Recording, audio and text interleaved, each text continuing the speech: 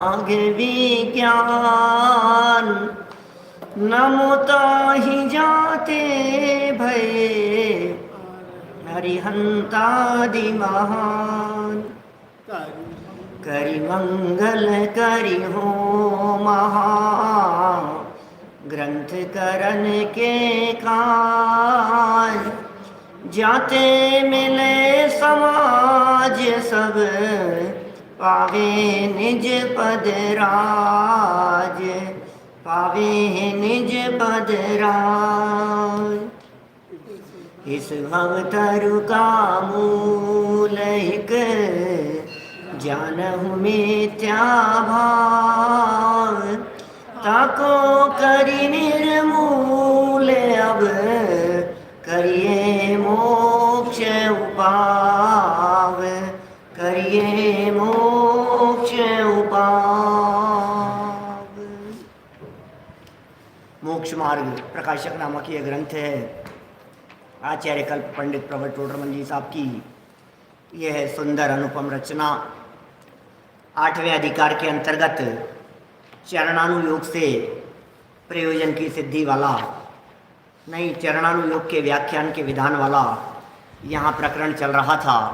Page number 280 पर आज का हमारा यह प्रवचन विषय तो यही है, लेकिन अध्यात्म तीर्थ आत्म साधना केंद्र उनके 15वें वार्षिक उत्सव के अवसर पर और साथ में ही आत्मार्थी कन्या विद्या निकेतन के 10वें दीक्षांत समारोह के अवसर पर होना है। प्रकरण यही है, लेकिन वहाँ भी सभी आत्मार्थी लोग सुन रहे हैं। जिनागम की कथन पद्धतियों की यहाँ चर्चा चल रही है। जिनवाणी में किस प्रकार से कथन किए जाते हैं, जिनवाणी की कथन करने की स्टाइल किस प्रकार की है। बहुत बड़ी समस्याएं तब खड़ी होती है जब हम जिनवाणी के कथन करने की स्टाइल को नहीं समझते हैं, जब हमें पता नहीं होता है कि आखिर जिनवाणी किस स्टाइल में लिखी गई है। एकदम तो अटपटी सी बातें लगेगी। यदि ये टोडरमल जी नहीं होते और टोडरमल जी इस तरह से व्याख्यान का विधान नहीं लिखते तो हम ये समझ लेते ये शास्त्र नहीं शस्त्र है, ये जिनवाणी नहीं है। क्योंकि यहाँ अभी आज जो चर्चा करने वाले हैं इस प्रकरण में कषाई जीव है दुनिया में, और कषाय करा रहे हैं उनको पाप छुड़ाने के लिए। गजब हो गया, पाप छुड़ाने के लिए कषाय करा रहे हो। कषाय और पाप ये दोनों तो एक जैसे हैं भाई। एक व्यक्ति को मतलब क्या कहें, कुएं से निकाल करके खाई में डाल दिया या खाई से निकाल करके कुएं में डाल दिया, तो ये कौन सा धर्म हो गया। लेकिन भैया जिनवाणी है ये, अपेक्षाएं समझनी पड़ेगी आपको। अपेक्षा नहीं समझोगे तो अनर्थ कर बैठोगे। बड़े मार्मिक प्रकरण है। विगत दिनों से अपनी ये चर्चा बराबर चरणानुयोग के व्याख्यान के विधान के संदर्भ में चल रही है। आप लोग निकालिए मोक्ष मार्ग प्रकाशक ग्रंथ पेज नंबर 280। कल प्रकरण पढ़ा था, उसमें ये बात कही गई थी तीव्र कषाय छुड़ा करके मंद कषाय कराते हैं। कल प्रकरण था तीव्र कषाय छुड़ाई और मंद कषाय कराई। चलो वो तो बर्दाश्त कर लिया हमने भाई। तीव्र कषाय से मंद कषाय की तरफ लाए थे, वो तो बर्दाश्त योग्य बात थी। लेकिन यहाँ तो कषाय करा रहे हो पाप छुड़ाने के लिए। ये कैसी बातें हैं कि भाई कषाय भी मंद ही है। एक बार देखना जरा, 280 पेज ऊपर से दूसरा पैराग्राफ, बिल्कुल सेंटर में बीच में एक लाइन दी हुई है। तथा चरणानुयोग में, मिल गया सभी को। तथा चरणानुयोग में कषाई जीवों को कषाय उत्पन्न करके भी पाप को छुड़ाते हैं। पाप को छुड़ाना प्रयोजन है। जीव कषाई है, कषाई है कसाई नहीं। क्या कषाई है माने बहुत कषाय करता है।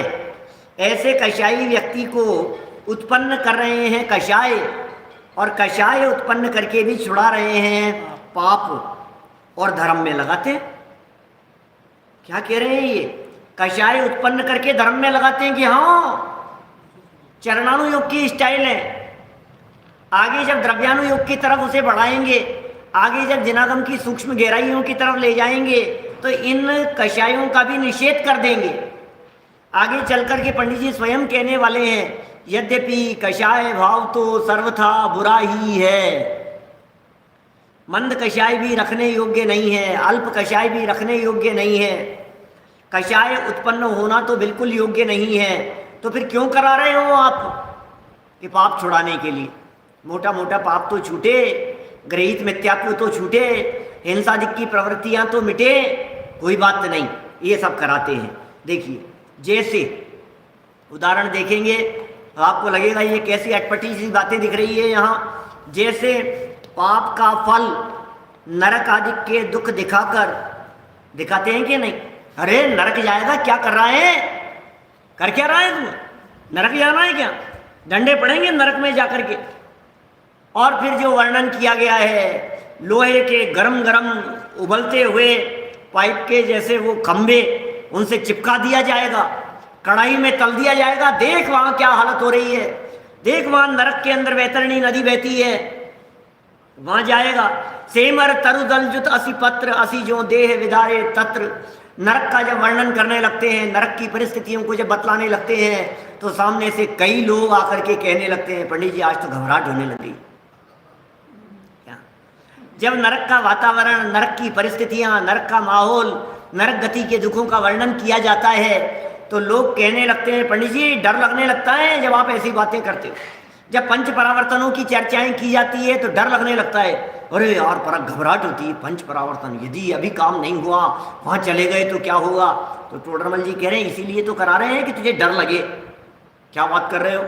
देखो जरा, पाप का फल नरकादिक के दुख दिखाकर उनको भय कषाय उत्पन्न करके पाप कार्य छुड़वाते। भय भी तो कषाय है, डर कषाय नहीं है क्या? भय कषाय नहीं है क्या? 9 कषाय सही, लेकिन 25 कषायों में हास्य, रति, अरति, शोक, भय, ये भय भी तो कषाय है क्या? जुगुप्सा, स्त्री वेद, पुरुष वेद, नपुंसक वेद, ये सब कषाय ही तो हैं।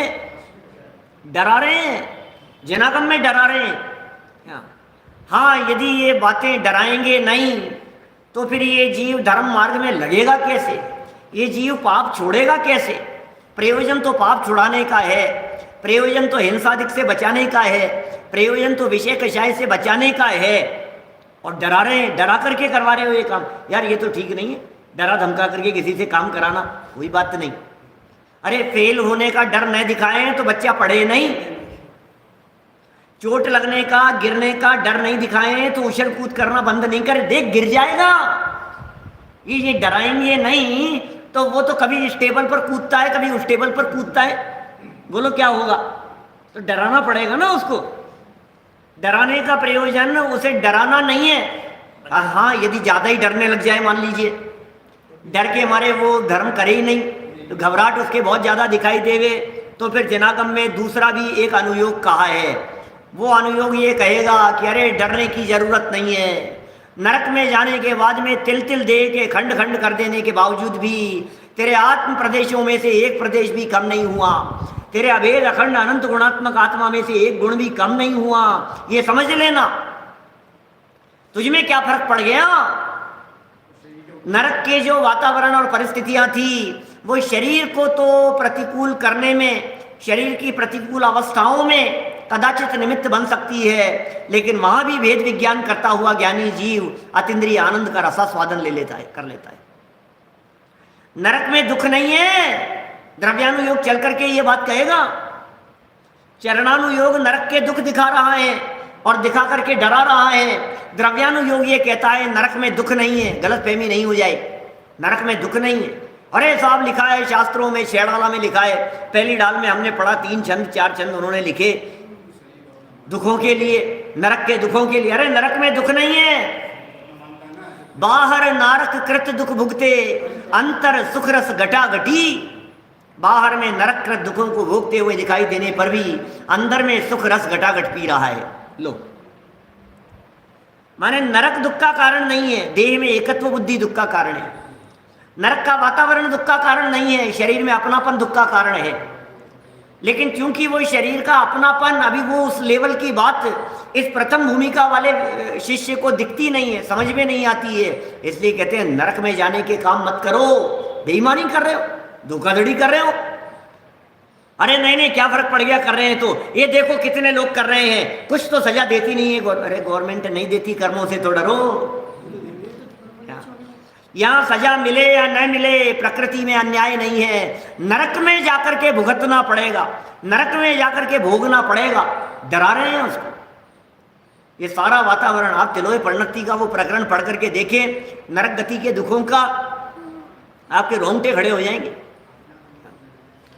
मैंने अपनी थीसिस में पीएचडी के समय जब नरक के वातावरण का वर्णन किया, 3-4 पेज लगातार ऐसा करते हैं, फिर ऐसा करते हैं, फिर ऐसा भगाते हैं, फिर वहाँ ऐसा होता है, फिर वहाँ ऐसा होता है, फिर उसमें जाकर के कूद जाता है, फिर ऐसा होता है, फिर वो अग्नि के अंदर, फिर उसमें एक मतलब ऐसे ऐसे वाक्य और इस तरह से बातें कही है। और फिर कारण बतलाए उनके, बेईमानी करना, धोखाधड़ी करना, कम तोल देना, डुप्लीकेट माल दे देना, ऐसी ऐसी सारी कालाबाजारी करना, ये सारी चर्चाएं किस लिए कर रहे हैं? नरक क्यों दिखा रहे हैं कि तू कालाबाजारी नहीं करे? नरक क्यों दिखा रहे हैं कि बेईमानी नहीं करे? नरक क्यों दिखा रहे हैं कि मिलावट का धंधा नहीं करे? नरक क्यों दिखा रहे हैं कि सप्त व्यसनों से दूर रहे? ये डरा क्यों रहे हैं कि 5 पापों से बचो, इसलिए डरा रहे हैं। टोडरमल जी कह रहे हैं भैया इस बात को गलत मत समझ लेना, ये डरा रहे हैं तो ये स्टाइल है चरणानुयोग की, यथार्थ रीति से समझने का प्रयत्न करना। जनागम में अलग अलग आचार्यों ने अलग अलग पद्धति और अलग अलग स्टाइल से इस जीव को धर्म में लगाने का प्रयत्न किया है। क्या देखिए क्या कह रहे हैं, मजे आ रहे हैं अभी तो भोगने में। पाप का फल नरक आदि, नरक और तिर्यंच आदि शब्द का प्रयोग किया है। अकेले नरक ही, अरे किसने देखा नरक? कोई बात नहीं, तिर्यंच तो देखा है। अति वारारोपण, डंडे पड़ते हैं यहाँ देख, नहीं चाल्यो जठे गिर पड़े पापी दे सोटन की मार हो, ये दिखता नहीं है? अरे अरे भाई साहब क्या हालत दिखाई दे रही बेचारे, देखो तिर्यंच गति के जीव, सर्दी गर्मी ओले पड़ रहे हैं, बरसात हो रही है, ऐसी हालत दिखाई दे रही है। नरकादिक के दुख दिखा दिखा कर वीडियो दिखाते हैं, फिल्म दिखाते हैं नरक की बनाई हुई, ऐसे दिखाकर उनको भय कषाय उत्पन्न करके पाप कार्य छुड़वाते हैं। सुनना पूरा पैराग्राफ क्या है, क्या बातें लिखी है पंडित जी ने। तथा पुण्य के फल स्वर्गादिक को, पुण्य के फल स्वर्गादिक के सुख दिखाकर, अरे देख देवांगनाएं मिलेगी, अरे देख तो आकाश मार्ग में गमन कर रहा है, देख रिद्धियां तो देख इनकी कैसी रिद्धियां हैं, देख हवा में उड़ रहे हैं, अरे सेकंडों में पहुंच जाते हैं। भाई साहब क्या चमत्कार है देवगति में। ऐसा लगता है देवगति की उन बातों को देख देख करके यार मजे हैं यार, देवगति में तो चाय जैसा रूप बना लेते हैं, ऐसी रिद्धियां 1 सेकंड के अंदर विदेश क्षेत्र में पहुंच जाते हैं। सिमंदर भगवान की दिव्य ध्वनि सुनने के लिए पहुंच गए, मिनिमम 32 देवांगनाएं, मिनिमम ऐसी रिद्धियां, ऐसे चमत्कार, कंठ से अमृत झर जाता है। लड्डू सोचो तो लड्डू मिल जाए, गुलाब जामुन सोचो तो गुलाब जामुन मिल जाए, खीर मक्खन बड़े सोचो तो खीर मक्खन बड़े मिल जाए। पंडित जी डोसे भी मिलते होंगे या नहीं? क्या बोलो? अरे भाई साहब क्या बात कर रहे हो, वहां देवगति के जीवों की चर्चा। अब ये क्या कर रहे हैं, उन देवगति के जीवों को, देवगति का कैसी परिस्थितियां होती हैं, अनुकूलताएं होती है, वो यहां दिखा रहे हैं जगत के जीवों को। पुण्य का फल है, पुण्य का, पुण्य के फल में मिलती हैं, पाप से नरक और पुण्य से मिलता है स्वर्ग। कल्प वृक्ष होते हैं वहां देवगति के जीवों में। देखो पुण्य के फल स्वर्गादिक के सुख दिखाकर, दिखा दिखाकर कर क्या रहे हो, लोभ कषाय उत्पन्न कर रहे। अरे यार लोभ कषाय तो अच्छा नहीं है, लोभ कषाय उत्पन्न कर रहे हो, लोभ कषाय उत्पन्न करके धर्म कार्यों में लगाते हैं। धर्म में लगाने का प्रयोजन है, सुनो मंदिर आओगे स्वर्ग मिलेगा, रोजाना प्रवचन सुनोगे, इस पंचम काल में मोक्ष नहीं है तो कोई बात नहीं, स्वर्ग तो मिलेगा ही। कई बार दादा इस तरह की गारंटी देते हैं, हम भी कहते हैं कई बार, जितने लोग प्रवचन सुन रहे हैं सब नियम से देवगति में जाने वाले, सबको देवगति मिलेगी। तो ये क्या कह रहे हैं, ये कह रहे हैं स्वर्गादिक के सुख दिखाकर उन्हें लोभ कषाय उत्पन्न करके धर्म कार्यों में लगाते हैं। बोलो यहां नहीं करते हैं क्या अपन लोग ऐसा? कई बार विद्वानों के माध्यम से ऐसा होता है, ऐसा किया जाता है। स्टाइल होती है ये जैसे तैसे करके मंदिर आ जाए, शाम को 8 बजे मंदिर नहीं आता है, अरे क्या करें साहब, वही तो दुकान का टाइम रहता है, वही तो ग्राहकों का टाइम रहता है, आप मंदिर आने के लिए कह रहे हो, अब दुकान कैसे छोड़ें साहब, ये तो हो नहीं सकता है, बनता नहीं है। तो फिर उन्हें समझाते हैं दुकान तेरे चलाने से नहीं चलती, दुकान तो पुण्य के उदय से चलती है, और पुण्य मंदिर आने से, प्रवचन सुनने से उत्कृष्ट जाति का बनता है। तुम प्रवचन सुनने के लिए आओ, तुम मंदिर आओ, तुम पूजन करो, तुम स्वाध्याय करो, तुम वस्तु स्वरूप का विचार करो, अपने आप ऐसा पुण्य बनेगा कि दुकानदारी अपने आप चलने लग जाएगी। अब ये क्या कर रहे हो भाई साहब, ये बताओ, ये कर क्या रहे हो? ये सात्विक, ये अच्छी बात है क्या? ये सही बात है क्या? आप उसे विषय कषाय परिग्रह का लोभ करा रहे हो कि हाँ हाँ करा रहे हैं, कोई बात नहीं, करा आने तो दो एक बार उसे यहाँ, फिर देख लेंगे। तो समझ में आ रही है बात? अरे अरे उसको यहाँ आने तो दो, कम से कम मंदिर आएगा रोजाना, इस बहाने ही सही, इस लोभ के कारण ही सही, इस लालच से ही सही। यदि वो यहाँ आकर के रोजाना प्रवचन सुनने लगेगा तो फिर धीरे धीरे ये बातें समझ में आने लगेगी, अरे भैया होता स्वयं जगत परिणाम, मैं जग का करता क्या काम। धीरे धीरे यहाँ रोजाना आकर के सुनेगा तो फिर दुकानदारी बढ़ाने का मन ही नहीं होगा, फिर तो विकल्प ही आएंगे, सुख नहीं विषय भोगों में है, तुमको लख यह सद्ज्ञान हुआ। फिर तो परिणाम इस तरह के आएंगे, भैया बाहर के संसार में क्यों ढूंढे है सहारा, क्या तेरे सागर का तेरे भीतर है किनारा, क्या फिर ये परिणाम आएंगे। लेकिन अभी उसको कहो तो वो आने को ही तैयार नहीं है, दुकान छोड़ करके क्या करो बताओ। चरणानुयोग के व्याख्यान का विधान, ये बातें हम नहीं कह रहे हैं, टोडरमल जी ने लिखी है ये बातें, पंक्ति पढ़ रहा हूं भाई साहब यहाँ पर। मुझे मालूम है ये बातें जब हम आत्मार्थी स्वभाव में कहते हैं, क्या आत्मार्थी ट्रस्ट में जब जहाँ इस तरह की चर्चाएं जब बहुत गहराई से चलती है, सूक्ष्म रीति से आत्मस्वरूप की चर्चाएं, वहाँ यदि इस प्रकार की बात कही जाए तो हो सकता है वक्ता कोई फेल कर दे, यार कैसी बात कर रहे हो, ये क्या उपदेश दे रहे हो आप। लेकिन भैया टोडरमल जी की लाइन का स्पष्टीकरण कर रहा हूँ। धर्म कार्य में लगाते हैं, लोभ कषाय उत्पन्न करके धर्म कार्य में लगाते हैं, लोभ उत्पन्न करके, पहले कहा था भय उत्पन्न करके, अगली लाइनों में तो पैरों के नीचे से जमीन खिसक जाएगी, ऐसी बातें कह रहे हैं विराग जी। बोलो ये क्या कह रहे हैं नरेश जी लोहाड़िया साहब, बोलो ऐसी बातें कह रहे हैं, आपको लगेगा यार ये बातें टोडरमल जी के मुंह से शोभा नहीं देती, कैसी बातें कह रहे हो। सुनो जरा लाइन पढ़ो आगे क्या कह रहे।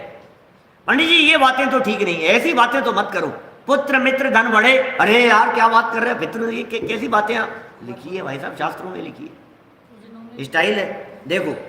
तथा यह जीव इंद्रिय विषय शरीर पुत्र धनादिक के अनुराग से पाप करता है, धर्म से परान्मुख रहता है। ये जगत के जीवों की क्या हालत है, जगत के जीव इंद्रिय विषय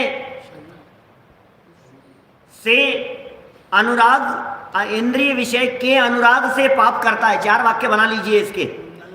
तथा यह जीव इंद्रिय विषय के अनुराग से पाप करता है। वाक्य नंबर 2, तथा यह जीव शरीर के अनुराग से पाप करता है, तथा यह जीव पुत्र के अनुराग से पाप करता है, तथा यह जीव धनादिक के अनुराग से पाप करता है, और पाप करके धर्म से परान्मुख रहता है। क्या इनके अनुराग करते हुए पाप भी कर रहा है और धर्म से दूर भी भाग रहा है।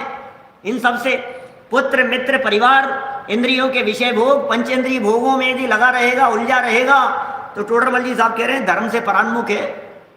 अरे भैया जितना जितना अपने आत्म स्वभाव के नजदीक आता जाएगा उतना उतना धर्म होने की संभावना होती चली जाएगी, और जितना जितना विषय कषाय परिवार के नजदीक जाता चला जाएगा, देखो सुनिए, जो भोग और परिवार के जितना नजदीक है वो पंच परमेष्ठी और स्वभाव आत्म स्वभाव उससे उतना दूर है। उनसे जो जितना दूर है वो स्वभाव के उतना नजदीक है। क्या करना है बोलो, धीरे धीरे बचो, जितना संभव हो सके उनसे बचने का प्रयत्न करो। तो छुड़ाएं कैसे इसको, विषय भोगों से कैसे छुड़ाएं, शरीर से इसका उपयोग कैसे हटाएं, पुत्रादिक से धनादिक से इसका उपयोग कैसे हटाएं, कोई उपाय हो तो बताओ, क्या करें। टोडरमल जी ये कह रहे हैं, वाक्य सुनना जरा क्या कह रहे हैं। इसलिए 5वीं लाइन है 280 पेज पर, बीच वाले पैराग्राफ की नीचे की तरफ 5वीं लाइन। इसलिए इंद्रिय विषयों को, इंद्रिय विषयों को मरण क्लेश आदि के कारण बतलाकर उनमें अरति कषाय करा। अरे भैया, ये जो इंद्रिय विषय है ये क्लेश के कारण है, ये जो इंद्रियों के विषय भोग हैं ये मौत के कारण बन जाते हैं। फिर बतलाएंगे, टोडरमल जी साहब ने भी लिखा पीछे, अनेक बार अनेक ग्रंथों में पढ़े हैं हमने, 5 इंद्रियों के विषय भोगों में फंसे हुए जीवों की दुर्दशा का चित्रण जहां जहां किया गया है। जब उन सब बातों को हम पढ़ते हैं तो कैसा लगता है। इस स्पर्शन इंद्रिय के वशीभूत होकर के हाथी अपनी जान गंवा देता है। ऐसे ही थोड़ी ना पकड़ लेते हैं वैसा वो हाथी को। हाथी को कौन पकड़े, मनुष्य की क्या ताकत, ये हाथी को पकड़ ले। कितनी ताकत है हाथी में। उस हाथी को कैसे पकड़ते हैं, सामने हथनी खड़ी कर देते हैं, बीच में गड्ढा बना देते हैं, घास बिछा देते हैं, ऊपर से कृत्रिम बना देते हैं कि हथनी को ट्रेन करके वो अट्रैक्ट होकर के स्पर्शन इंद्रिय के विषय के वशीभूत होकर के दौड़ता चला आता है और गड्ढे में गिर जाता है। महीनों तक खाना नहीं देते हैं उसे, कई कई महीनों तक, 4-4, 6-6 महीने तक एक रोटी का टुकड़ा नहीं डाले उसे, और 4-6 महीने बाद में एक टुकड़ा गन्ने का डाल दिया उसे। क्या जो डालता है उसके बारे में समझ लेता है हाथी, अरे भैया ये तो मेरा उपकार करने वाले, अब आधीन हो जाता है। वो छोटा सा मनुष्य गति का जीव उसके माथे पर बैठ करके कंट्रोल करता है उसे अंकुश से कि क्या हो गया है। हाथी दांत की वजह से दांत निकाल लेते हैं, प्राण गंवा देते हैं स्पर्शन इंद्रिय के कारण। हाथी की हालत, रसना इंद्रिय के वशीभूत होकर के मछलियां अपने प्राण गंवाती हुई देखी जाती है। क्या मछलियां प्राण गंवा देती है रसना इंद्रिय के कारण। जाल में कुछ खाने का लगा देते हैं और वो खाने के लिए आई और फंस गई उस जाल में, कांटे में। रसना इंद्रिय घ्राण इंद्रिय के वशीभूत होकर के भंवरा अपने प्राण गंवाता हुआ देखा जाता है। कमल बंद हो जाता है और गया उसके अंदर और बंद हो गया कमल सूर्यास्त के समय में, कोई बात नहीं, सुगंध ले रहा हूं। अरे भंवरे में इतनी ताकत होती है भाई साहब कि लकड़ी के संदूक में यदि उसे बंद कर दिया जाए तो लकड़ी में छेद करके निकल जाए, लेकिन कमल पत्तों से वो निकल नहीं रहा है। घ्राणेन्द्रिय के विषय के वशीभूत होकर के उसने अपने प्राण गंवा दिए। चक्षु इंद्रिय के विषयों के वशीभूत होकर के कीट पतंगे का उदाहरण देते हैं, अग्नि में आकर के मर जाता है, जल करके भस्म हो जाता है, प्राण गंवा देता है। कर्णेंद्रिय के विषय के वशीभूत होकर के सर्प हिरण अपने प्राण गंवाते हुए देखे जाते हैं। एक एक इंद्रिय के विषयों में फंसे हुए जीवों की जब ऐसी दुर्दशा होती है, बोलो आप कौन सी इंद्रिय के विषय में फंसे हैं? अरे भैया 5वीं में। अरे भाई तो क्या हाल होगा, बोलो। जो जीव 5 इंद्रियों के विषयों में उलझे फंसे हुए हैं उनकी क्या हालत होगी, क्या दुर्दशा होगी। ये कह रहे हैं यहाँ पर भैया मरण का कारण है ये इंद्रिय विषय, क्लेश का कारण है। मौत नहीं होगी तो क्लेश मिलेगा, मौत नहीं होगी तो पीड़ा मिलेगी, मौत नहीं होगी तो परेशानियां मिलेगी, संकट हाथ आएंगे। अपने ये सत्येंद्र महाराजा, जीवंदर नहीं, जीवंदर स्वामी के पिताजी की बात करता हूं, दोपहर में चलता है रोजाना 2:30 बजे से। बोलो ये जो सत्येंद्र महाराज हैं, ये सत्येंद्र महाराज ने अपने प्राण क्यों गंवा दिए? ये सत्येंद्र महाराज ने अपने राज्य क्यों गंवा दिया? ये सत्येंद्र महाराज की क्या हालत हो गई है? पत्नी, बच्चा, गर्भवती पत्नी, और बैठा करके उन्हें रवाना कर दिया और इधर से सारा राज्यपाट चला गया, काष्टांगार के हाथ में चला गया। जीवंदर चरित्र की बात कर रहा हूं, क्षत्रिय चूड़ामणि की। क्या अपने यहां तो सभा में चला है, आज तो बहुत सारे लोग और भी सुनने वाले हैं। समझना ये क्या कह रहे हैं, ये जितना बच सको, जितना इनसे विरक्त हो सको उतना विरक्त होने का प्रयत्न करना। ये कह रहे हैं अरति कराते हैं भैया, अरति करा रहे हैं, उससे विरक्ति करवा रहे हैं इंद्रिय विषयों से। अच्छा शरीर से, शरीर शरीर शरीर शरीर रचा पचा रहता है दिन रात शरीर शरीर के लिए। टोडरमल जी कह रहे हैं अशुचि बतला कर, अरे अरे क्या दिपे चाम चादर मड़ी हाड़ पिंजरा देह, भीतर यासम जगत में घृणा घृणा करवा रहे, जुगुप्सा कषाय उत्पन्न कराते हैं। जुगुप्सा कषाय क्यों करवा रहे हो टोडरमल जी साहब? आखिर ये इस तरह शरीर का वर्णन करके तो कषाय उत्पन्न होती है, घृणा उत्पन्न होती है, ये घृणा क्यों करवा रहे हो आप? इसलिए करवा रहे हैं कि देह के प्रति आसक्ति थोड़ी सी टूट जाए। अशुचि भावना में चिंतन क्या कराया जाता है? यही तो चिंतन कराते हैं अशुचि भावना में। क्यों विरक्ति दिला रहे हैं, क्यों विरक्त करा रहे हैं? इस विरक्ति के पीछे कारण क्या है? शरीर से अपनापन टूट जाए, देह से नेह टूट जाए, देह के प्रति तन से तन्मयता टूट जावे, देह का नेह टूट जावे, यही तो प्रयोजन है। तन से तन्मयता, देह से नेह, शरीर में अपनापन जैसे टूटे। देख देख, जिस देह को निज मानकर रच पच रहा, जिस देह में क्षण एक भी सोचा कभी क्या क्या भरा उस देह में, क्षण एक भी सोचा कभी। मक्खी के पंख बराबर यदि पतली सी परत ऊपर से उतार ली जाए तो अंदर जो माल है, माल नहीं मल, माल कह रहा हूं मैं, माल थोड़ी में है, अंदर जो मल है देखना पसंद नहीं करे आईने के सामने खड़ा होकर के, ये क्या हो गया मेरे चेहरे पर, ये क्या हो गया मेरे चेहरे पर। भाई साहब ये क्या कह रहे हैं, सुनो जरा, ये क्या कह रहे हैं भैया? शरीर आदि को अशुचि है, अपवित्र है, भोगों को अशुचि बतलाते हैं। भोगों में तो ये आवत न तो ये ग्लानी, क्या ऐसे शब्द प्रयोग किए हैं भजनों में। अशुचि बतलाकर वहां जुगुप्सा कषाय कराते हैं। और तो और आगे तो और खतरनाक बात है। आगे क्या कह रहे हैं? पुत्रादिक को धनादिक के ग्राहक बतलाकर वहां द्वेष कराते हैं। क्या कह रहे हो? अरे ये जो पुत्र है तेरा, मेरा बेटा, राजा बेटा जो दिखाई दे रहा है, ये ग्राहक है। ये किसका ग्राहक है? ये धन का ग्राहक है, ये लुटेरा है। अरे क्या बात कर रहे हो साहब, लुटेरा है? ऐसे ऐसे शब्द ऐसे तो मत बोलो पंडित जी, थोड़ा तो भाई ऐसा तो मत कहो। हमारे, अरे आपके बच्चे हो सकते हैं, हमारे तो ऐसे नहीं होंगे। बोलो, हमारे तो नहीं होंगे ऐसे, हमारे तो नहीं। अरे अपना बच्चा तो बहुत आज्ञाकारी है, बहुत। अरे भाई तुम्हें पता नहीं है, अरे जिया जग धोखे की टाटी, झूठा उद्यम लोग करत है, जामे निश दिन घाटी, अरे जिया जग धोखे की टाटी। धोखा है ये क्या? पुत्र, परिवार, ये सब। आपने वो संसार वृक्ष का चित्र देखा है? क्या? संसार वृक्ष का चूहे ऊपर से काट रहे हैं, लटका हुआ है, शहद की बूंदें ऊपर से आ रही है टप टप, इधर से देव देवी खड़े हुए हैं ले जाने के लिए, नीचे सर्प और अजगर। ऐसा चित्र देखा होगा तीर्थ क्षेत्रों में। वहां उस चित्र में कुछ मधुमक्खियां दिखाई जाती है।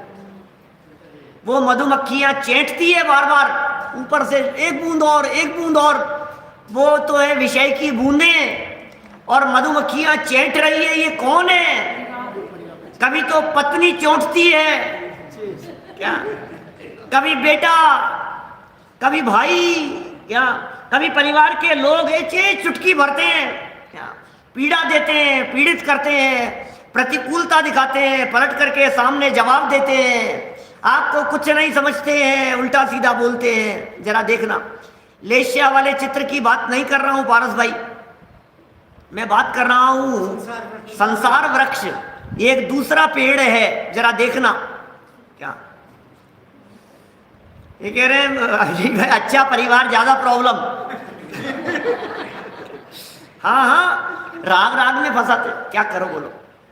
प्रतिकूल हो तो एक परेशानी और अनुकूल हो तो दूसरी परेशानी, क्या करें? ऐसी हालत है। क्या ये कषायों की कोष्ठ पर भी सत्य का सरोकार करवा रहे हैं। आइए जैन साहब, बात तो ऐसी है ना, सत्य ही तो समझाना है, बतलाना तो सत्य ही है। येन केन प्रकारेण इस जीव को सत्य की खबर हो जाए। ये पुत्र कैसे धनाधिक के ग्राहक बतला रहे हो? क्या कह रहे हो? द्वेष करा रहे हैं, स्वार्थी है जगत पूरा। पत्नी, पुत्र, परिवार सब स्वार्थी हैं। स्वार्थ के सगे हैं ये सब। क्या कर रहे हो साहब, द्वेष करा रहे हो उनसे? अरे द्वेष करा तो रहे हैं, लेकिन हो जाए तब है होता ही तो नहीं है, क्या करें? कितना भी समझाएं, कितना भी शास्त्र पढ़ पढ़ करके बतलाएं, हमारा उद्देश्य तो ये, एक बार इनसे ये द्वेष हो जाए और इनसे छूट जाए तो कम से कम मोक्ष मार्ग में कदम बढ़ाने लगे। विरक्ति तो होवे, विरक्ति होती नहीं। देखो क्या कह रहे हैं ये द्वेष कराकर पुत्र अधिक से, पुत्र अधिक के अंदर सब लगा लेना, क्या माता पिता भी लगा लेना। दौलत राम जी को इसका बहुत विकल्प था, इसलिए उन्होंने धर्मी सो गौवच्छ प्रीति का उदाहरण दिया। साधर्मियों के प्रति प्रीति गाय की बछड़े के प्रीति होने के समान है। माँ बाप की बच्चे के प्रति प्रीति, उसमें तो स्वार्थ भरा हुआ है, वो निस्वार्थ प्रीति नहीं है। अरे नहीं नहीं, हमें कोई स्वार्थ नहीं है, हमें बच्चे से क्या चाहिए, बस ये खुश रहे, बस हमें कुछ नहीं चाहिए। अरे भाई, दिल के कोने में कहीं ना कहीं कुछ ना कुछ तो स्वार्थ छिपा हुआ ही है। मेरा है, अपना है, उसको तकलीफ नहीं होगी तो फिर हमें भी नहीं, क्यों? उसकी तकलीफ से अपनी तकलीफ जुड़ी है ना, क्या अंत में तो वही आड़ा आएगा, वही काम आएगा। अपने तो अपने ही होते हैं, दुनिया भर की बातें करते हैं। देखो टोडरमल जी साहब क्या कह रहे हैं, बातें थोड़ी सी आपको ऐसे लगेगी इस आध्यात्मिक सभा के अंदर ये कैसी साधारण सी बातें कर रहे हैं, लेकिन ये साधारण बातें भी जानना बहुत जरूरी है। ये चरणानुयोग की स्टाइल है। जब आप चरणानुयोग के ग्रंथों को पढ़ेंगे तो आपको इस प्रकार की बातें मिलेगी, जहां भोगों से विरक्ति के लिए इस प्रकार के शब्दों का प्रयोग किया गया होगा। जब पुत्र परिवार से विरक्त करवाने के लिए इस प्रकार की भाषा का प्रयोग किया गया होगा, आपको लगेगा कि यार ये द्वेष करा रहे हो उससे, ये तो ठीक नहीं है। ये द्वेष भी द्वेष कराने के लिए नहीं है, ये द्वेष भी धर्म में लगाने के लिए है। देखिए क्या कह रहे हैं, तथा धनाधिक को, और देखना और आगे आगे बढ़ो, तथा धनाधिक को मरण क्लेश आदि का कारण बतलाकर वहां अनिष्ट बुद्धि कराते हैं। ये धन क्लेश का कारण है, ये धन मरण का कारण है। ऐसा सोना किस काम का जो कान काटे, क्या ऐसा धन किस काम का जो हत्या करा देवे, ऐसा धन किस काम का जिसकी वजह से घर बर्बाद हो जावे, ऐसा धन किस काम का जिसकी वजह से बच्चे किडनैप हो जावे। बोलो क्या क्या करो? आपको डर है क्या मास्टर साहब कि बच्चे किडनैप हो जाएंगे? अरे अपने से क्या मांगेगा सोचना जरा, पैसे वालों को यही घबराहट रहती है, बच्चों को उड़ा करके नहीं ले जाए, बाहर खेल रहे हैं, पार्क में घूमने के लिए गया बच्चा, भैया ध्यान रखना बच्चे, अरे ऐसा होता है। अभी हो गया वहां से विवेक विहार से 8 दिन पहले बच्चों को उड़ा करके ले गए। जयपुर की घटना कह रहा हूं मैं, पार्क में खेलते हुए कितने साल के, 5-7 साल के बच्चे गायब। ऐसी घटनाएं आए दिन घटती है, दिल्ली में तो आपके यहाँ घटती रहती है भाई साहब, सब देखते हैं आए दिन इस तरह की घटनाएं। तो ये कह रहे हैं ये धन को मरण का कारण जान करके। अरे क्या करो, हाईवे पर जाते समय डाकू लोग लूट लेते हैं, न मालूम किस किस तरह के काम होते हैं, ये सारी बातें दिखती है। मरण का कारण जान करके, क्लेश का कारण बतला करके, क्लेश का कारण है। इनकम टैक्स वाले छापा मार देते हैं, ईडी में केस चल जाते हैं, वहाँ हो जाते हैं, दुनिया भर में कहाँ कहाँ उलझने हैं। चोरों की निगाह रहती है, इनकम टैक्स वालों की निगाह रहती है, मांगने वालों की निगाह रहती है, मंदिर वालों की निगाह रहती है, ट्रस्ट वालों की, ये पैसे वाले हैं। क्या करो, ऐसे वालों को कोई कम समस्याएं हैं क्या? लेकिन वो समस्याएं दिखती नहीं है। ये क्या कह रहे हैं, क्लेश आदि का कारण बतलाकर, क्लेश का कारण है ये पैसा, ये धन क्लेश का कारण है, ये धन परेशानियों के कारण है। भैया 2 टाइम की भोजन की व्यवस्था हो तो गुरुदेव कहा करते थे, सुनो यदि तेरे पास में शाम के भोजन की व्यवस्था है, आराधना में लग, 2-4 घंटा जब तक स्वाध्याय नहीं करे तेरा ये मनुष्य जीवन बर्बाद हो जाएगा। किसकी चिंता कर रहा है? कल किसने देखा तेरे पास में शाम के भोजन की व्यवस्था है या नहीं? कि है साहब शाम के भोजन की क्या बात कर रहे हो, 3 पीढ़ियों के भोजन की व्यवस्था है, तो फिर भी तू लगाए, समझ में नहीं आ रही है। 3 पीढ़ियां बैठ करके खाए, रोजाना दूध से नहाए, घी से नहाए तो भी कमी नहीं पड़े, रोज घी दूध से नहाए तो भी कमी नहीं पड़े, रोजाना घर में बाल्टियां दूध की भर करके बहाए, साफ सफाई उससे होती हो तो भी कमी नहीं पड़े, लेकिन उसके बावजूद भी आसक्ति घटती नहीं है। ये टोडरमल जी कहना चाह रहे हैं, ये क्यों बतला रहे हैं? अनिष्ट बुद्धि कराते, अनिष्ट बुद्धि हो जाए येन केन प्रकारेण उनके प्रति, शरीर के प्रति, भोगों के प्रति, धन के प्रति, इस धन को क्लेश का कारण बच्चे बच्चे झगड़ने लगते हैं। 4 बच्चे हैं आपके, 2 बच्चे हैं आपके, और माथे फोड़ रहे हैं एक दूसरे के। आप सोच रहे हो यार ये क्या मुसीबत है यार इन 2 बच्चों को लेकर के, ये उसको नहीं सुहाता है, वो उसको नहीं सुहाता है, ये कहता है इसको ज्यादा दे दिया, वो कहता है उसको ज्यादा दे दिया। माँ बाप को रखना नहीं चाहते। हालत तो देखो जरा दुनिया की क्या है। ये क्लेश का कारण है, क्या जी का जंजाल बन गया ये धन। मकान एक है, क्या करूं, टुकड़े करूं क्या? माँ बाप के टुकड़े करने को तैयार है। पिताजी को तुम रख लो, माँ को तुम रख लो, 6 महीने मैं रखूंगा, 4 महीने तुम रखोगे। हालत ऐसी दिखाई दे रही। क्लेश का कारण नहीं है ये धन, अनिष्ट बुद्धि करा रहे हैं उस धन के प्रति। ये टोडरमल जी कह रहे हैं अनिष्ट बुद्धि कराते हैं, इत्यादि इत्यादि।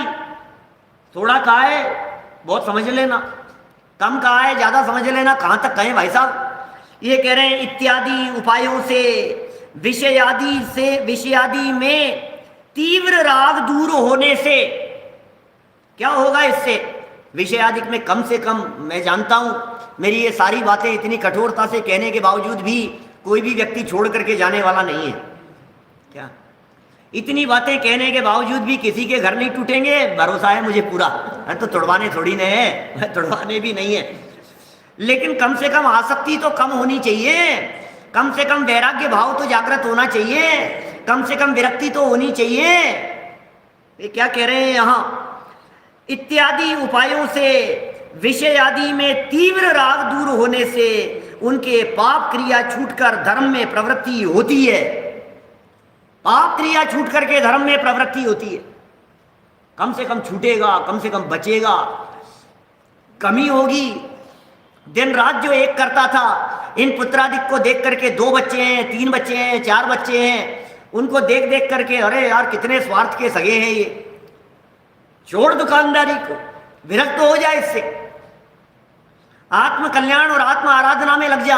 यह आराधना का मार्ग है, विराधना नहीं। जो आराधना नहीं कर रहा वो व्यक्ति नियम से विराधना कर रहा है।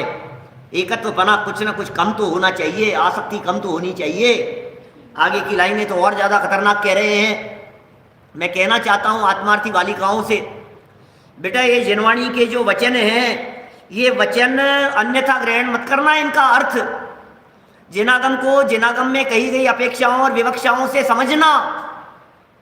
अथाह है जिनागम, आचार्यों के दृष्टिकोण अलग अलग प्रकार के हैं, एक पक्षीय दृष्टिकोण नहीं रखना। टोडरमल जी ने जो 4 अनुयोगों के व्याख्यान पद्धति की चर्चाएं की है, इस प्रकरण को अकेला आज नहीं, रोजाना पढ़ना, गहराई से पढ़ना, इन विषयों को समझने की चेष्टा करना। एक अनुयोग का दूसरे अनुयोग के साथ में विरोध दिखाई देगा, आगे प्रकरण आएगा। हमारा तो दैनिक चलता है, यहाँ YouTube पर रहेंगे भी आगे भी भविष्य में सुनने के लिए संजीव गोदा चैनल पर। तो लेकिन इनको बराबर यदि नहीं समझोगे आप तो काम नहीं होगा। अरे यार हम तो, हमारे को तो बस द्रव्यानुयोगी प्रयोजन भूत है, गलत फहमी में मत रहना। 4 अनुयोग महल की 4 दीवारों की तरह है, 4 में से एक भी दीवार यदि ढह गई तो समझ लेना पूरा महल ढह जाएगा। क्या 4 अनुयोग, ये 4 महल की 4 साइड की दीवारें हैं। आपने यदि एक दीवार को यदि गिरा दिया, एक अनुयोग को यदि आपने नहीं माना तो पूरा महल गिर जाएगा। क्या आप सब स्वाध्यायी हैं, आप सब आत्मार्थी हैं, आप सब आत्म कल्याण के मार्ग पर लगे हैं, अपना जीवन तो सफल कर ही रहे हैं, परिवार का जीवन, और जहां जाएंगे वहां भी परिवार को धन्य सफल करना है। इसलिए इन बातों को, जनागम की बातों को बहुत गहराई से समझना चाहिए। विरोध नहीं है, रंच मात्र भी विरोध नहीं है। अगली लाइनों को मैं पढ़ने से पहले ये बात कह रहा हूं, क्योंकि मुझे मालूम है अगली लाइनें मुझे बर्दाश्त नहीं है, ऐसी बातें। लेकिन क्या करूं, टोडरमल जी लिख रहे हैं, शास्त्र में लिखी है बातें, बर्दाश्त करनी पड़ेगी आपको, कोई बात नहीं। अपेक्षा समझनी पड़ेगी, ये बात कौन से शिष्य को कही जा रही है ये भी समझनी पड़ेगी। ये बात कशाई व्यक्तियों को समझाने के लिए कह रहे हैं, ये समझना पड़ेगा हमारे को। ये बात आपके लिए नहीं है, ये बात हमारे लिए नहीं है, ये बात आत्म कल्याण के मार्ग पर लगे हुए लोगों के लिए नहीं है, ये तो जो नहीं लगे हैं ना उन लोगों के लिए है। क्या समझना तो पड़ेगा। आप कहीं शास्त्र में इस प्रकार की बात लिखी हुई मिल जावे तो आप उस शास्त्र को रिजेक्ट मत कर देना। ये टोडरमल जी कह रहे हैं, वीतरागी संतों द्वारा लिखी गई बातें हैं भैया। क्या मार्ग तो वही है, ले जाना तो वहीं पर है बेटा, पहुंचाना तो हमारे को वही है, आत्मा की तरफ पहुंचाना तो वही है, वेद विज्ञान की तरफ। पहुंचाना तो वीतरागता तक ही है, असली प्रयोजन तो वीतरागता के माध्यम से ही सिद्ध होगा। लेकिन रास्ते में नए जीवों को, पापी जीवों को, कषाई जीवों को, विषय कषाय में रचे पचे जीवों को बोले ये बातें भी बता दी जाती है। कौन सी बातें, जरा सुनो क्या कह रहे हैं। मैं डरते डरते बोल रहा हूँ, क्या करूँ, लेकिन लिखी टोडरमल जी ने बातें। ये बातें आप लोग मत समझ लेना कि इसके लिए है, ये तो किसी नए आदमी को पकड़ करके प्रवचन सुनने के लाने के लिए है। समझ में आ रही है बात, क्या कह रहे हैं? देखिए, तथा नाम स्मरण 280 पेज नीचे से 5वीं लाइन, मोक्ष मार्ग प्रकाशक ग्रंथ। नाम स्मरण, भगवान का नाम स्मरण करो, नाम स्मरण करो, जाप करो। स्तुतिकरण, स्तुति, भगवान की, प्रभु की स्तुति करना, नाम स्मरण करना, पूजन करना, दान देना, शील आदि से क्या होगा? इससे लोग मिलते हैं, ऐसे आपको ऐसे ऐसे पापी लोग मिलेंगे आस पड़ोस में, ऐसे पापी लोग मिलेंगे घर परिवार में, ऐसे पापी लोग मिलेंगे आपकी फ्रेंड सर्किल में, पुराने पढ़ने वाले लोगों में, ऐसे ऐसे पापी लोग मिलेंगे जो क्या कहेंगे, अरे क्या होगा इससे, क्या मंदिर मंदिर पूजा पूजा क्या होता है इससे? प्रवचन में जाकर के बैठ जाते, निठल्ले लोगों का काम है ये, तो फालतू लोगों का काम है, जाकर के बैठ जाते हो प्रवचन सुनने के लिए। कौन घंटा 1 घंटा खुद का भी समय बर्बाद कर रहे हो, पब्लिक का भी बर्बाद कर रहे हो। पंडित जी रोजाना 3 टाइम प्रवचन करने के लिए इतनी पब्लिक को अंगेज करके बैठ जाते हो आप। क्या आप तो फालतू, आपको तो कोई काम है नहीं, दूसरे लोगों को अरे भाई सुनो सुनो क्या कह रहे हैं, इससे क्या होता है, हम क्या बताएं तुम्हारे को, पापियों को समझा रहे हैं। समझा किसे रहे हैं ये समझिए। तथा नाम स्मरण, स्तुतिकरण, पूजन करने से, दान देने से, शील आदि का पालन करने से इस लोक में दारिद्र्य कष्ट दूर होते हैं। अरे पंडित जी क्या कह रहे हो, इससे दरिद्रता मिटती है, क्या कह रहे हो, इससे इस लोक में कष्ट दूर होते हैं, कैसी बातें कह रहे हो? हाँ भाई सही कह रहे हैं, गलत नहीं है ये बातें। मुझे बार बार याद आता है जब ये प्रसंग पढ़ते हैं तो 7 नंबर पेज का प्रकरण 2-4 दिन पहले भी बताया था शायद आप लोगों को, पेज नंबर 7 नंबर पेज खोल लीजिए। क्या आप लोग यदि ग्रंथ लेकर के बैठे हैं तो खोलिए। नरेश जी भाई साहब, आपने तो शुरू से सुना है इस मोक्ष मार्ग प्रकाशक ग्रंथ को, देखो क्या कह रहे हैं। 7 नंबर पेज निकालिए, क्या प्रकरण चल रहा है यहाँ? अरहंत आदि से प्रयोजन सिद्धि वाला प्रकरण चल रहा है, अरहंत आदि से प्रयोजन सिद्धि वाला प्रकरण चल रहा है, और लौकिक प्रयोजन की सिद्धि की चर्चा कर रहे हैं टोडरमल जी साहब। अनंत भगवान से, पंच परमेष्ठियों से लौकिक प्रयोजनों की सिद्धि होगी, ये बात टोडरमल जी बतला रहे हैं। और बतलाते बतलाते 7 नंबर पेज पर नीचे आकर के बीच में तो कह दिया, इस प्रयोजन से अपना भी कुछ हितवासित नहीं है। कौन से? दुख दूर हो जाएंगे, कष्ट दूर हो जाएंगे, संपत्ति बढ़ जाएगी, पुत्र मित्र संपत्ति सारी अनुकूलताएं मिल जाएगी। अरे साहब ये भी होता है, यहाँ होता है, ये भी होता है। लेकिन जरा देखना नीचे से दूसरी लाइन, 7 नंबर पेज नीचे से तीसरी लाइन, चौथी line, last second last paragraph. पुनश्च इस प्रयोजन के हेतु अनंत आदि की भक्ति करने से भी तीव्र कषाय होने के कारण पाप बंद ही होता है। इसलिए अपने को point to be noted, point note करने जैसा है। टोडरमल जी क्या शिक्षा देकर के आए हैं पहले। इसलिए अपने को इस प्रयोजन का अर्थी होना कि पैसा मिल जाएगा, इस प्रयोजन का अर्थी होना कि परिवार में शांति हो जाएगी, इस प्रयोजन का अर्थी होना योग्य नहीं है। समझ में आ रही है बात? इस प्रयोजन का अर्थी होना योग्य नहीं है। क्या डांट लगाई है पंडित जी ऊपर से, तो आप कुछ बात कह रहे थे, यहां आकर के क्या कहने, योग्य नहीं है, पाप बंधेगा। मत ध्यान देना विषय कषाय की तरफ। विषय कषाय के पोषण के लिए जनवाणी नहीं है। ये धार्मिक क्रियाकलाप विषय कषाय के पोषण के लिए नहीं है, ये धार्मिक क्रियाकलाप आराधना के लिए है। मंदिर तुझे लेकर के आए थे, लेकिन ये क्या कह रहे हैं अब देखो, एक तो वो वाक्य 7 नंबर पेज का, और एक ये वाक्य 280 नंबर पेज का। क्या कहें, क्या कह रहे हैं पंडित जी? शील पालन करने से, दान देने से, पूजन करने से, स्तुति करने से, नाम स्मरण करने से दरिद्रता दूर होती है। हाँ होती है। कौन सी दरिद्रता दूर होती है? अब यदि मैं बात बदलूं यदि यहाँ, तो मैं ये कह सकता हूं भैया ये सब करने से दरिद्रता दूर होती है। यद्यपि लौकिक दरिद्रता तो अपने आप स्वयं पुण्य के उदय से दूर होगी ही, पुण्य बंधेगा।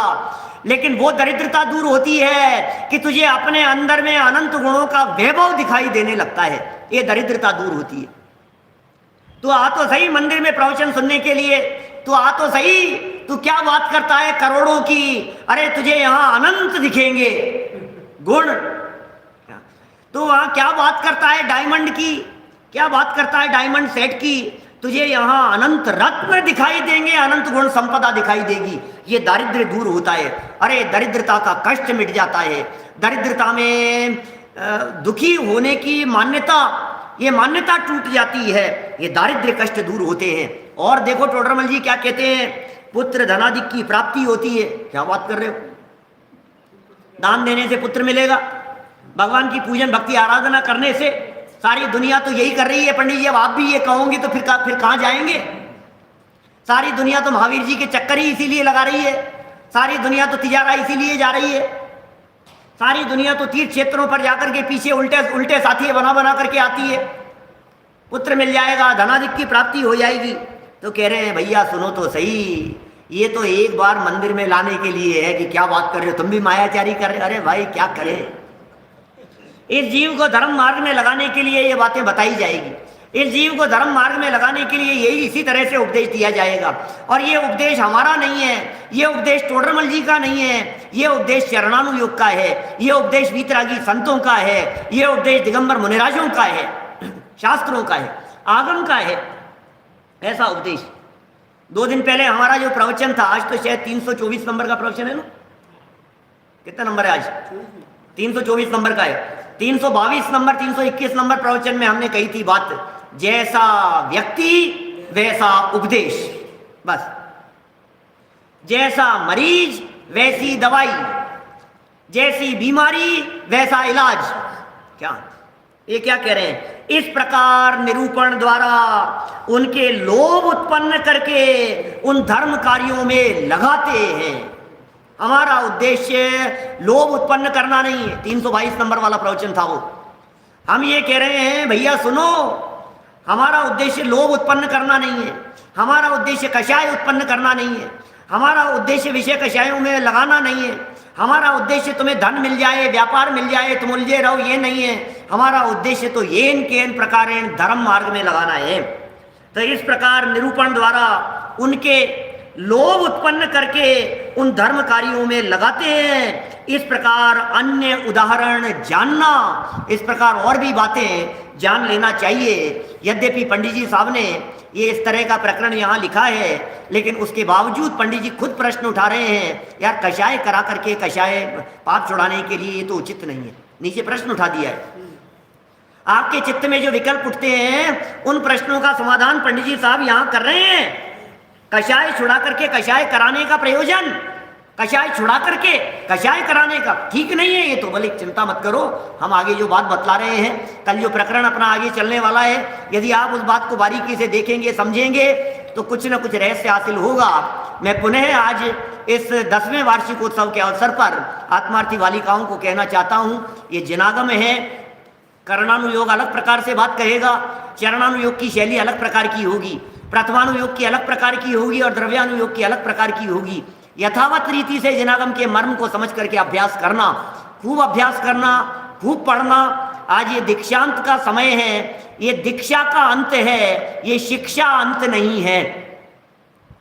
माने ये 5 वर्षीय आपका कोर्स पूरा हो गया, समय पूरा हो गया, कोई बात नहीं, लेकिन शिक्षा का अंत नहीं है। शिक्षा निरंतर लेते रहना, अध्ययन निरंतर करते रहना, स्वाध्याय निरंतर करते रहना, ये जिनवाणी का अध्ययन मनन ये तो प्राण है हमारे। हम सब इसी मार्ग पर लगें और आराधना पूर्वक अपना आत्मकल्याण करें। इसी भावना से बात को यहीं विराम देता हूँ। एक सूचना साथ में दे रहा हूँ, कल से हम प्रारंभ कर रहे हैं आदिनाथ भगवान की जन्म जयंती के अवसर पर संयम प्रकाश ग्रंथ उत्तरार्ध, संयम प्रकाश ग्रंथ उत्तरार्ध नियमित चलेगा, लाइन टू लाइन चलेगा। रात्रि ठीक 8 बजे डॉक्टर संजीव गोधा चैनल पर, यूट्यूब चैनल के ऊपर नियमित। संयम का दिन है क्योंकि आदिनाथ भगवान की जन्म जयंती ही नहीं है, उनका दीक्षा दिवस भी है। संयम के प्रसंग पर संयम प्रकाश नाम का ग्रंथ हम प्रारंभ कर रहे हैं, आप लोग लाभ लेवें, औरों को भी बतावें, औरों को भी सूचित करें। जो लोग यूट्यूब पर सुन रहे हैं, जो लोग जूम पर सुन रहे हैं, सभी लोगों से नियमित सुनने का, मोक्ष मार्ग प्रकाशक जिन्हें सुनना हो, प्रारंभ से सुनना हो तो सब अवेलेबल है, आगे भी नियमित चल रहा है। कल मिलेंगे ठीक 9:20 पर रात्रि 8 बजे, आज एक विशेष प्रवचन के साथ।